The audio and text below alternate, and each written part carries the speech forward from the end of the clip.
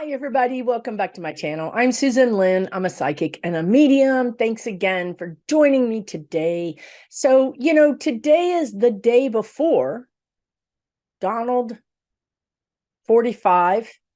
I don't even want to say his whole name, is getting arraigned. And I had to actually look that term up because the guide said he's being arraigned tomorrow. Well, he's going before a judge. He's going to have to enter a plea. We're charging you. How do you plea? He's going to say insane, but no, he'll say guilty. No, he'll say not guilty.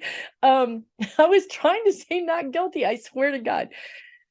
And, and as the guides told me this morning, maybe in deference, right, to all the sports things that are going on right now, but now we have a ball game. Okay, now we have a ball game. The man has been charged, and now we can get busy. Justice can get busy. Now, what is coming? I'm going to give you a little bit of overview. I think there's some things that could be helpful for you to understand and helpful for me. I've been talking to the spirit guides yesterday and today. What do I need to know? What do they need to know? What would be helpful to know during this process? Well, you need to understand that this is a game to 45. Everything is a game. Everything is in play. So they're telling me, and if you're new here, I speak to my spirit guides while I do these videos. They're telling me that, there's this old adage in Hollywood or in any sort of public circle that any publicity is good publicity, right? We'll take bad publicity. We don't care. We want those eyeballs. As long as they have eyeballs, as long as they have people listening and looking, they have an opportunity to spin their tale, to do their, lying, to change the narrative. Very much the way MTG got on 60 Minutes with Leslie Stahl and did her thing.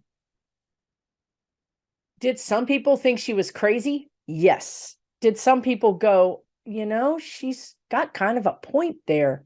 Yes. Did some people watch it and say, right on? Yes. Did she convert some people? Possibly.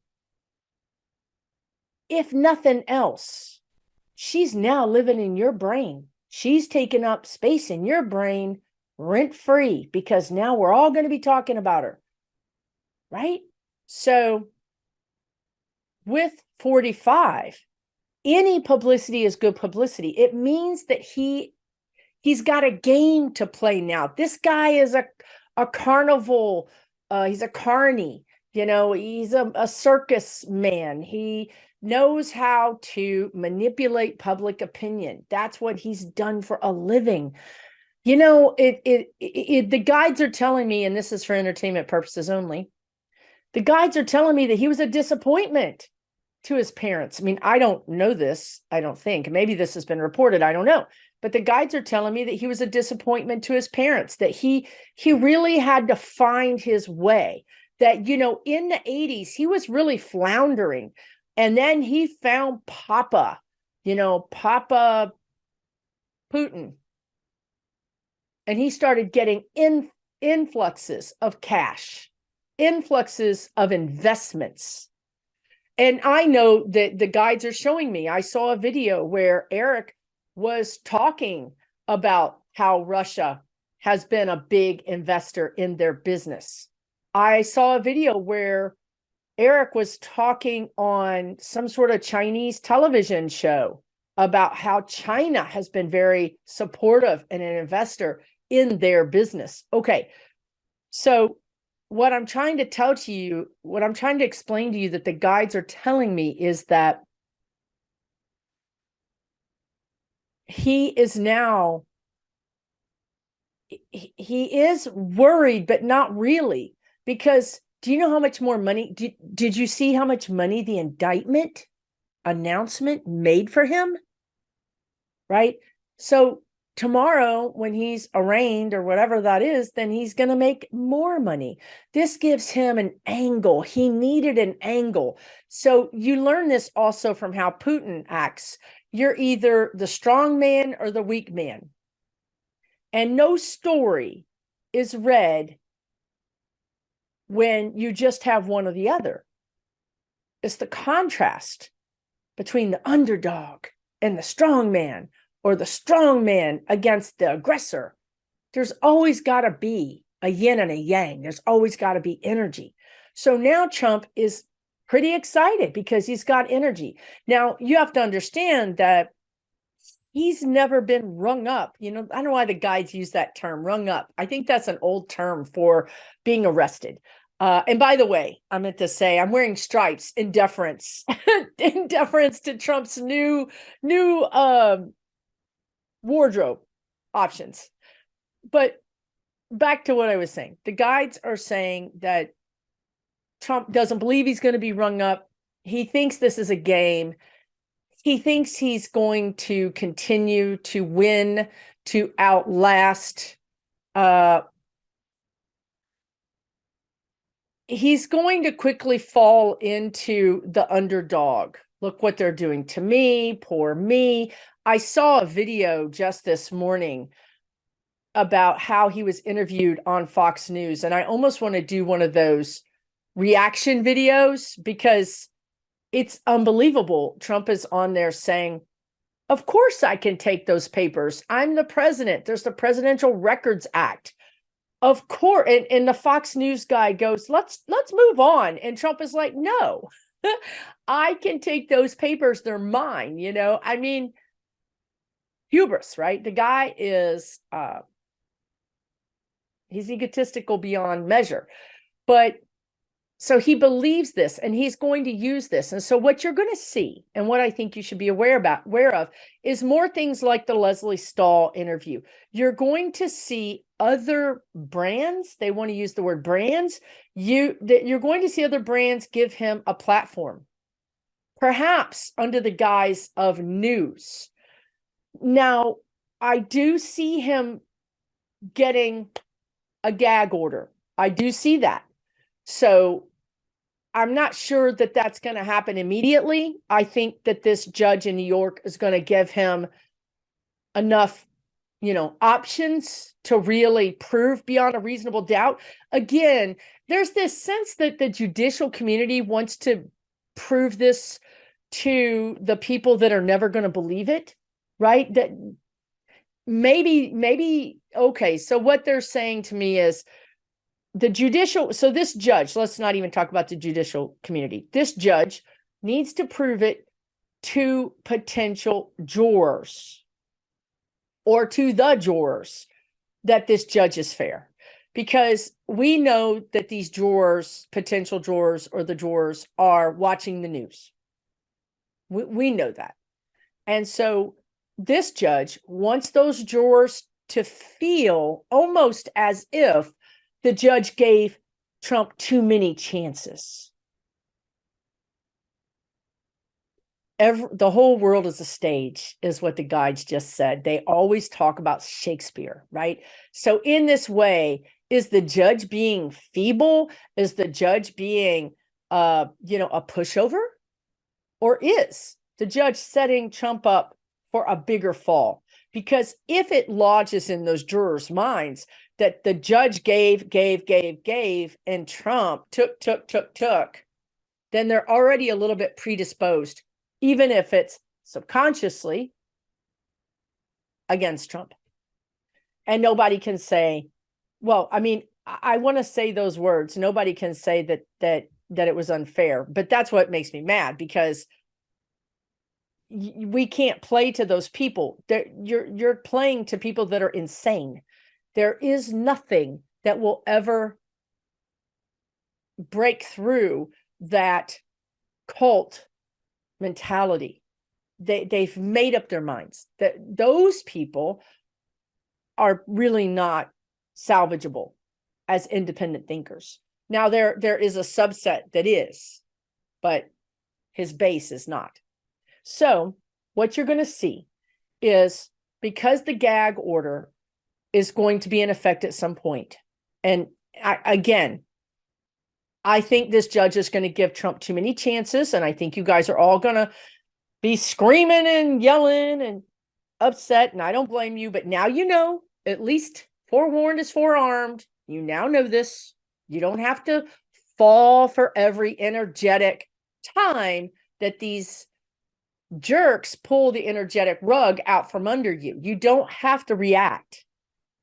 We need to see the long game. This is a marathon. This is not a sprint. Justice is not a sprint. Sprints is how we end up with injustice. Okay? So I want you to be aware that you may see other brands giving other 45 appointees, stand-ins airtime. So once Trump gets the gag order, it doesn't gag him. Okay. You're just going to see the MTG step forward. You're just going to see the McCarthy, the Jim Jordan. You're going to see potentially other journalists. That's my dog again. I really need to put some cushions on this. Every time I'm sure to you, it looks like an earthquake just happened. You're going to see other journalists like the Matt Taibbi's of New York Times, or the Maggie Hindeman from New York Times, or any number of people that aren't Fox News. Give credence or airtime to his side of the story. Now, why would they do that? Because journalism sees both sides. We don't have a side. We're vanilla. We're neutral. That's a bunch of malarkey. That's a bunch of malarkey, and that's also a bunch of whataboutism, which is Republicans should just change their name to the whataboutist. What about this? What about that? That's how they explain everything. You know what I mean? It's like, if you jump off that cliff, you're going to die. But what about that person? They jumped off the chair and they lived. You know what I mean? It's like there's absolutely no connection to reality to their whataboutisms, but they use them anyway because we already talked about it. Okay. So you're going to see people like MTG step forward and give him a voice. He's not so what I'm seeing is he's not going to be voiceless. You know, again, this whole thing from Nixon on has been an exercise in what we need to fix about our Constitution and our amendments and our laws. Because there are many things that are against the law, but not punishable by jail time, right? And there's many things that we've been conditioned that are against the law that aren't against the law that we're finding out about. You can yell fire in a theater all day long, apparently, right? So there's a lot of things that just aren't against the law. There's no law on the books. So you and I think that things that are practical and pragmatic should have a law on the books. But you need to understand, in many cases, there isn't one. Want to know why? Well, people had more grace. Presidents followed tradition and didn't share top secret documents with people, allegedly, or, hide top secret documents from the FBI, allegedly. Yes, they found top secret documents in Biden, in Pence, whatever. Absolutely. Have they found more? No. Was it discovered that there was a cover-up? No. Did one of those two people, one a Democrat and one a Republican, say, I don't have any more, and more were found? No, not the same. Not the whataboutism. It's the but what about Pence? But what about, now they're what about Clinton with his, with his problem, with his impeachment problem.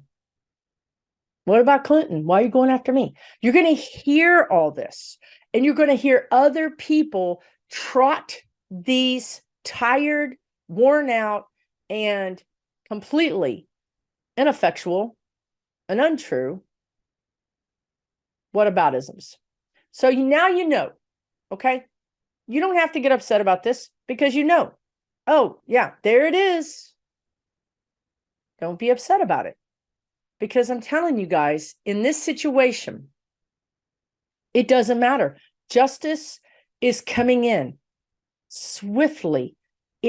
Nothing they do is going to save them.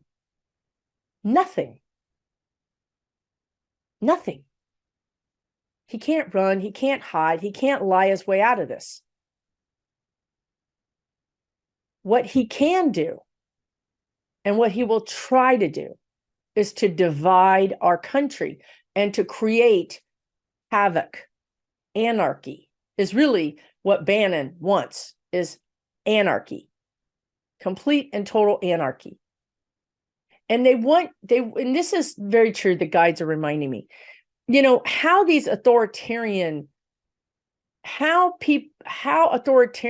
leaders convince democracies to become authoritarian is by making everything too complicated, by telling you, see, justice doesn't work. You see, this is too complicated. You've got this judicial, the executive branch, you've got the Congress and the Senate, and then you've got the states. I mean, this is all too complicated.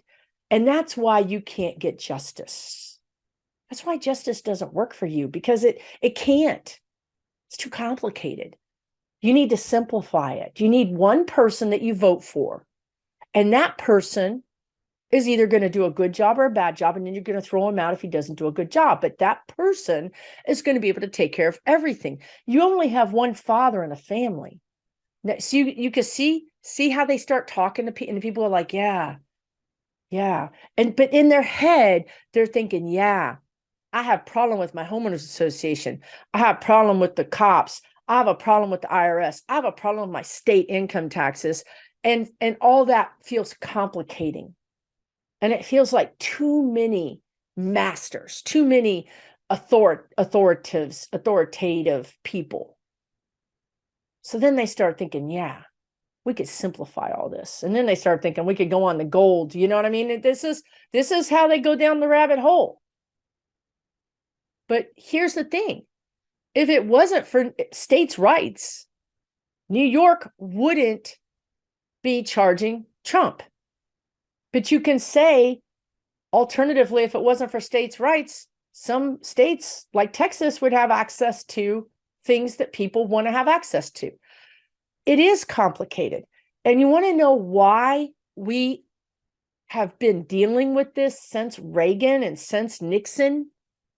Is because Spirit has been saying this from the beginning. What will the people choose? We cannot abdicate our role in government. It's pretty clear that parents are going to have to get really involved in their school districts.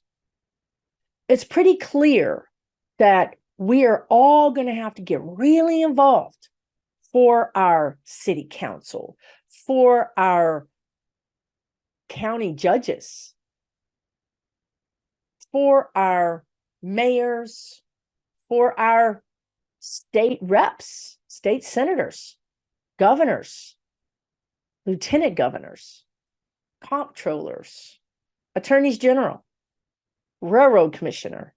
It turns out the railroad commissioner has quite a bit of power in Texas, and not over railroads. This is how they hide power, right? So this is the game. This is the game. We got us a game. We got us a game, folks. And just putting Trump in prison is not going to fix the problem, because now we have MTG. The first thing she did that the guide showed me that was kind of sent an alarm bell in my subconscious was when McCarthy made her speaker for a day, and she had her gavel, and she was like, power drunk, I'm the Speaker of the House. She was power drunk. And people said, why did he do that? This is crazy. Well, not too many months, maybe even a month or 2 months, maybe 6 weeks later, she's on 60 Minutes being portrayed as a quote unquote normal woman, not one that kicks people, that kicks. She literally kicked a kid that survived a school shooting. She's yelled at people. She said horrible things about people. She's incited violence, I think. But yet, and I didn't watch it. I didn't watch the 60 Minutes thing. I'm not gonna give them the satisfaction of that rating, of my little tiny rating. But I just also want to say that MTG is definitely making a run for the presidency. She thinks she's making a run for the presidency, but she's not going to make it. They just showed me her running and then somebody like, sticking their leg out. It looks like Mitt Romney, because she has short legs, I think, and he has long legs, and he sticks his long leg out, and she just blah, blah, blah, blah. She just falls over. She's not going to make it, but she is trying to polish the brand of the traitorous, treasonous Republican brand. She's trying to polish that brand. And also what's interesting is that Liz Cheney, she had power, and then she lost her power. She lost her race, and then she had power because she was finished out her term in the Jan 6, and now she doesn't have any power. It's really shown her how important having a public mouthpiece is. She needs that. So you're going to see her circle back around because she's threatened by MTG. So she's going to circle back around. You're going to start seeing Liz Cheney on talk shows, on any talk show that'll have her. You're going to start seeing she's going to get back into the public eye in the next month or two. She's planning something right now, but she got the message like yesterday. Oh, snap. When you're not in front of people all the time, you disappear. Like you never even existed. Like, who is Liz Cheney? So she's realizing, okay, she's getting her publicist to get her back on these talk shows because she's threatened by MTG. Because I've always said, Liz Cheney wants to take over the Republican Party. Liz Cheney wants to either demolish it and take it over, or demolish it and start a new one. She's not going to walk away. This is her. She's always believed, apparently, that this is hers, like Succession. She's supposed to be next in line. She really wants to be a president, but she would take vice president. So you're going to start seeing her. She might start aligning herself with Mitt Romney. You might see some interesting matchups. Because Adam, whatever his name is, her partner in the Jan 6 thing, he's been pretty vocal. He's been more visible. So you're just going to see, and they're not good friends. They're kind of like, I don't know why. They're like uneasy partners.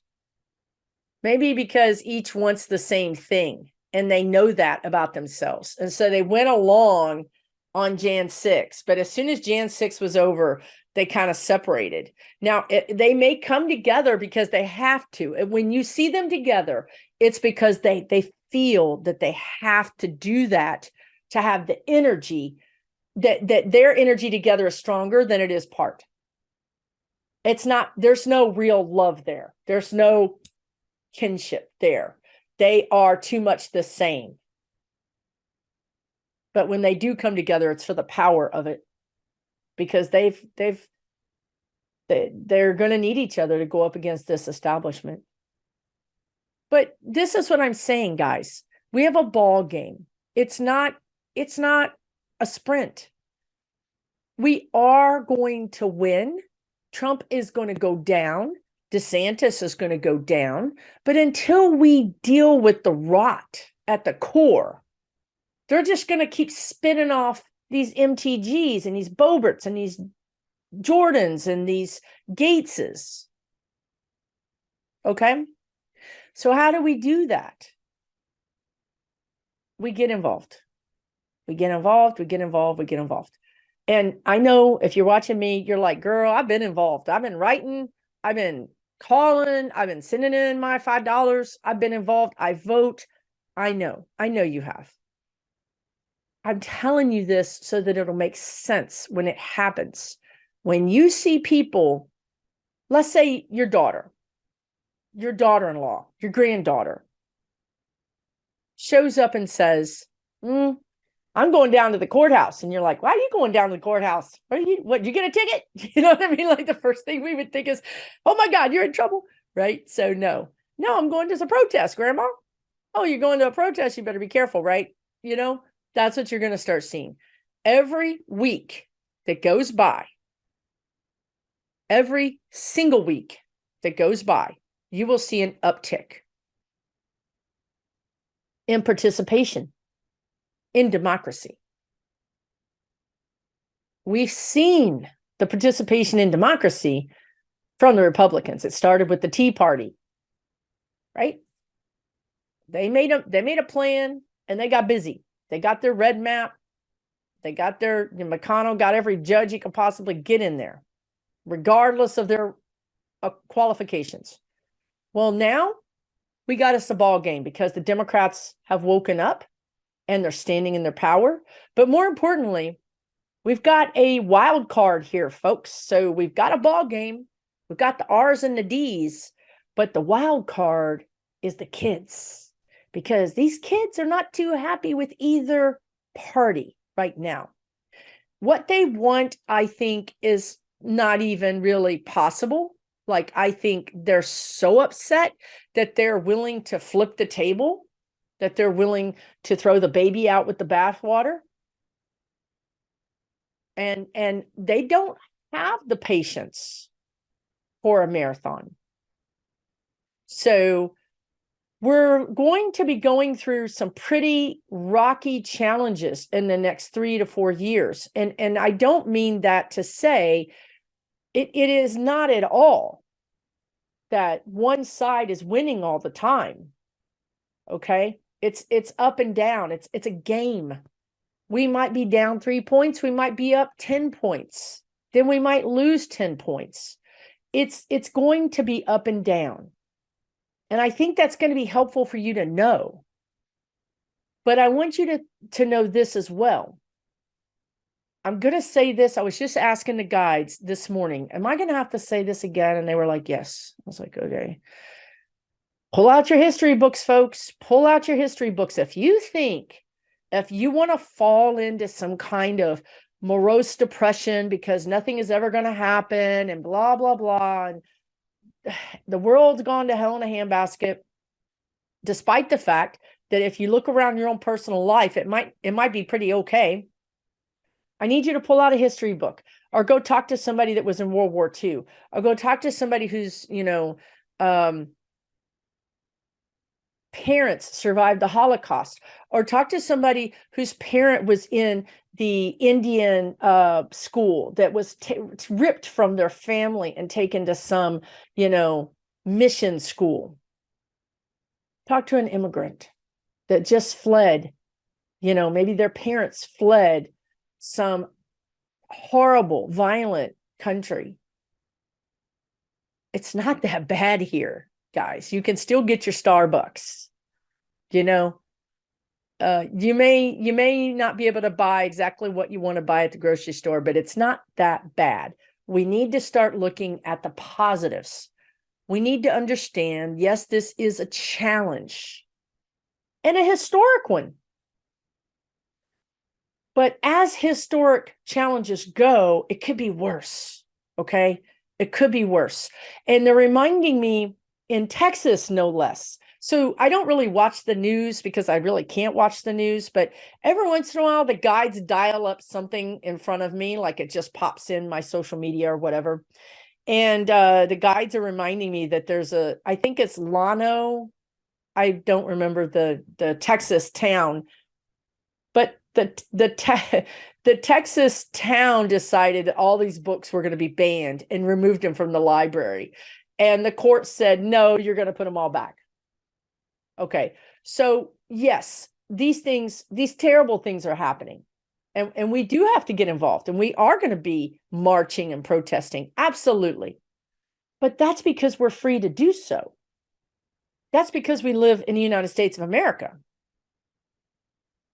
If we lived in Russia, we wouldn't have that option. If we lived in China, we wouldn't have that option. Okay. So there's a balance here. And it would be helpful if we didn't look at the negative all the time. Okay. But the positives are Trump is going down. His cronies are going down. I do see him arrested. I do see him removed. I don't know if that's going to be enough justice for you. It is for me. I'm happy if he's locked away in a some kind of secure house or room somewhere. I'm happy with that. I'm happy if his kids abscond to Tajikistan. Don't care. Bye. I want us to be rational and reasonable in our expectations. That's the whole reason of this video. Okay. We're going to win some, we're going to lose some. But overall, history is moving forward. We are ascending. We didn't have a second Holocaust. We didn't have a second Civil War. We are having challenges that look like that. But justice is going to win. We're going to get back on track. What I see happening is we're going to get back on track. We're going to put the Trump in jail. We're going to put some of his cronies in jail. We're going to put, a judge, or judges are going to step down. We're going to have a flipping of the table. Yes, all that's going to happen. And I'm going to shoot off a whole bunch more confetti cannons, not at my camera. You will see that. You will see this upswelling of people changing their attitudes and asking questions. Why are we doing it this way? We don't have to do it this way. Why are we doing it this way? So, and that's a good thing. I mean, questions is growth. Asking questions gives us an opportunity to go, you know what? Now that you say it, maybe we should do it differently. What did you have in mind? That's democracy. That's democracy, folks. So that's it. Thanks so much for tuning in. I really appreciate you. I'm going to be asking for questions, for political questions today. You can put them in the bottom of this comment area if you want. I'm also going to ask for them in a community post. I know some of you watch this on TV and you don't see a community post. So put your questions in the comments of this video if you, for some reason, never see a community post.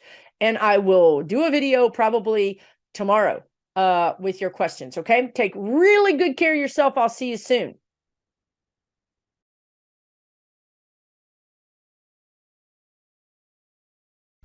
For entertainment purposes only.